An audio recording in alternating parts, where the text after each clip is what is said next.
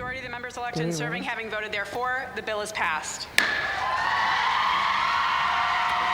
The State House is passing a red flag law today. The bill tries to keep people who may be a risk to themselves or others from buying a gun. It would also allow others to ask for somebody else's guns to be taken away from them with or without their knowledge. That request would still need to be made in court. The bill still needs additional approval from the Senate, but it is expected to get to Governor Whitmer's desk soon. But today, two other pieces of gun reform did get Governor Whitmer's signature.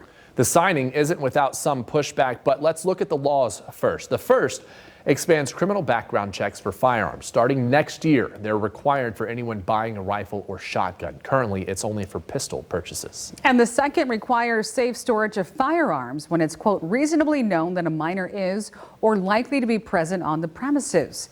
Both laws are now set to take effect next year. The location of the signing carries some weight. Both bills signed on the campus of Michigan State University, where just 2 months ago, a gunman killed 3 students and injured 5 others. Governor Whitmer today is saying that they are turning pain into purpose, honoring the lives lost with common sense legislation. Responsible gun owners will tell you, if you listen to them, they will tell you how important it is to keep your guns locked up in your home. It is about protecting your children and your family. But hours after the legislation was signed, 2 gun rights groups filed a lawsuit in Michigan's Court of Claims, suing the State House and Senate over how the gun control legislation was passed. They claim Democratic lawmakers limited opposing testimony on the bills. And the suit cites the First and 14th Amendments, along with Michigan's Open Meetings Act. The group asking a judge to rule that the House and Senate violated these measures and prevent them from doing so going forward. The lawsuit is in its early stages. We will follow it and bring you updates as they come in.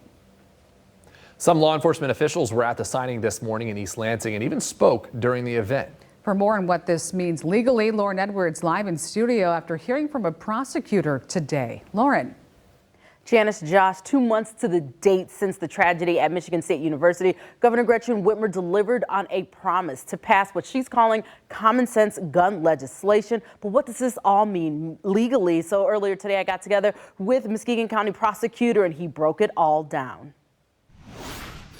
Well, you know, I certainly applaud our legislature and governor for making some, I think, important changes to this legislation. And Muskegon County Prosecutor DJ Hilson supporting Governor Gretchen Whitmer's signing of gun violence prevention legislation. It expands background check requirements for gun purchases along with safe storage. Because I know we have experienced it, my colleagues across the state have experienced young people getting their hands on loaded weapons that are not safely stored or locked and either killing themselves or somebody that they're with. He says the legislation will be helpful for investigations where weapons are involved. What this does help with is it does create a deeper records database as it relates to those who are purchasing firearms. And it's not to, you know, fly spec and magnify and keep track of them. Big Brother isn't watching. It also allows investigators to see who it belongs to. Where did it come from and help piece that together. That may be a very important fact and circumstance that leads investigators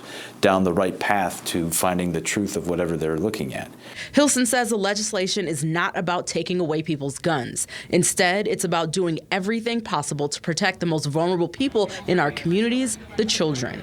It's pretty clearly evidenced that young people, young kids, minors, when they get their hands on weapons are either hurting themselves or others because they don't know what they're doing. This is just an avenue to make sure that we are protecting those that don't know any better. Now, the bills do not go into effect until next year. Before a closer look at them, you could head to fox17online.com or click on our mobile app. Reporting live here in studio, Lauren Edwards, Fox 17 News.